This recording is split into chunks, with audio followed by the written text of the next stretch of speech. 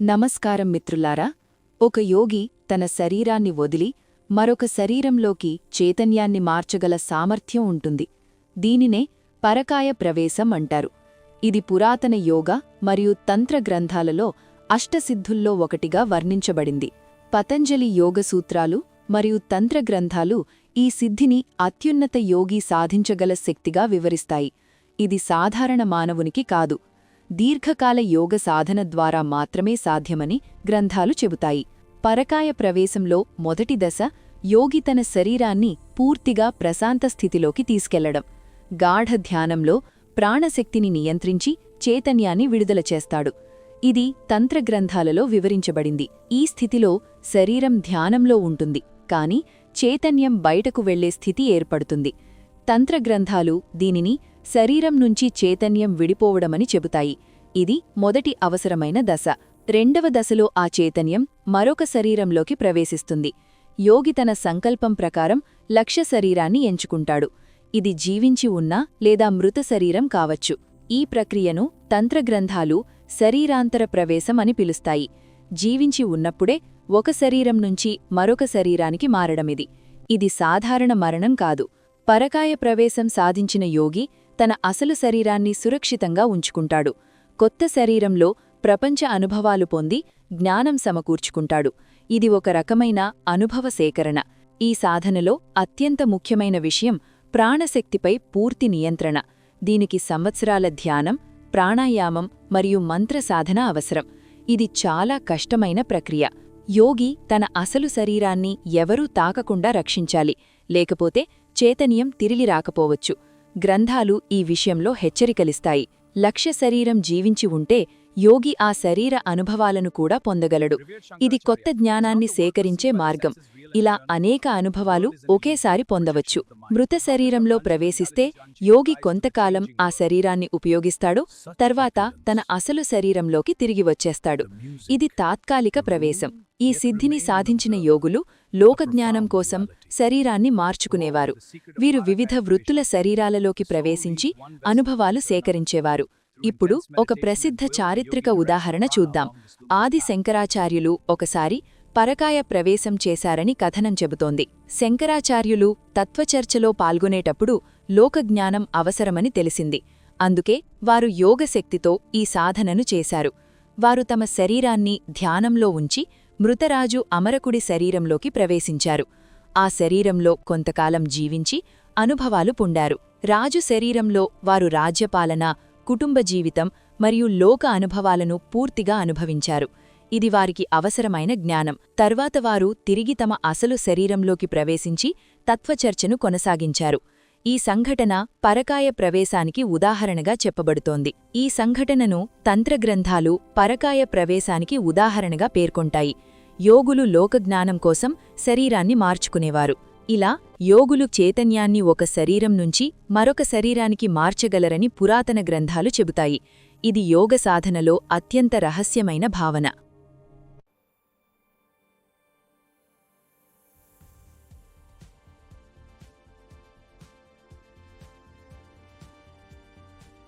ఇప్పుడు ఆధునిక శాస్త్రం ఏమి చేస్తోందో చూద్దాం.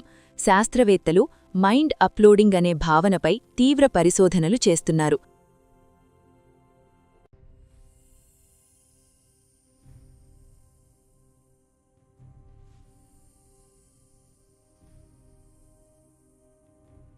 ఇది మెదడు సమాచారాన్ని డిజిటల్ రూపంలో నిల్వ చేయడం. మైండ్ అప్లోడింగ్ ద్వారా చైతన్యాన్ని డిజిటల్ రూపంలోకి మార్చి రోబోట్ శరీరంలో లేదా క్లౌడ్లో ఉంచాలని శాస్త్రవేత్తలు ఆశిస్తున్నారు.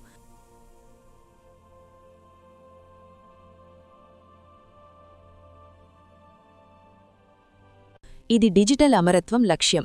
న్యూరల్ లింక్, సింక్రాన్ వంటి కంపెనీలు బ్రెయిన్ కంప్యూటర్ ఇంటర్ఫేస్లను అభివృద్ధి చేస్తున్నాయి. ఇవి మెదడు సిగ్నల్స్ను చదవగలవు మరియు నియంత్రించగలవు.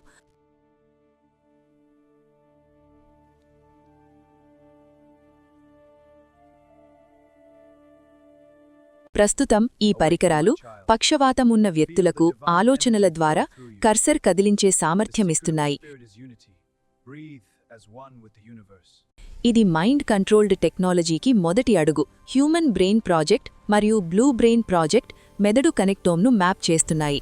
ఫ్రూట్ ఫ్లై బ్రెయిన్ పూర్తి మ్యాపింగ్ అయ్యింది. మౌస్ బ్రెయిన్ పార్షియల్ మ్యాపింగ్ జరుగుతోంది. ఇది మనిషి మెదడు మ్యాపింగ్కు దారితీస్తోంది.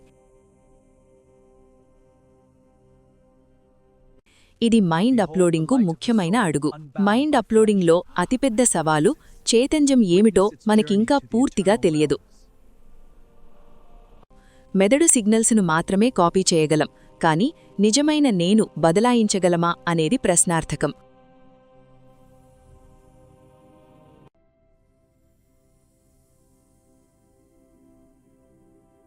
భవిష్యత్తులో మెదడు డేటాను క్లౌడ్లో అప్లోడ్ చేసి రోబోట్ శరీరంలో లేదా వర్చువల్ వరల్డ్లో జీవించవచ్చేమో అని శాస్త్రవేత్తలు ఆశిస్తున్నారు.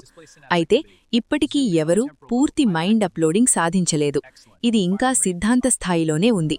ఇంకా చాలా పరిశోధనలు మరియు టెక్నాలజీ అవసరం. పరకాయ ప్రవేశం మరియు మైండ్ అప్లోడింగ్ రెండూ ఒకే లక్ష్యం వైపు చూస్తున్నాయి: చైతన్యం మార్పిడి మరియు శరీర స్వేచ్ఛ.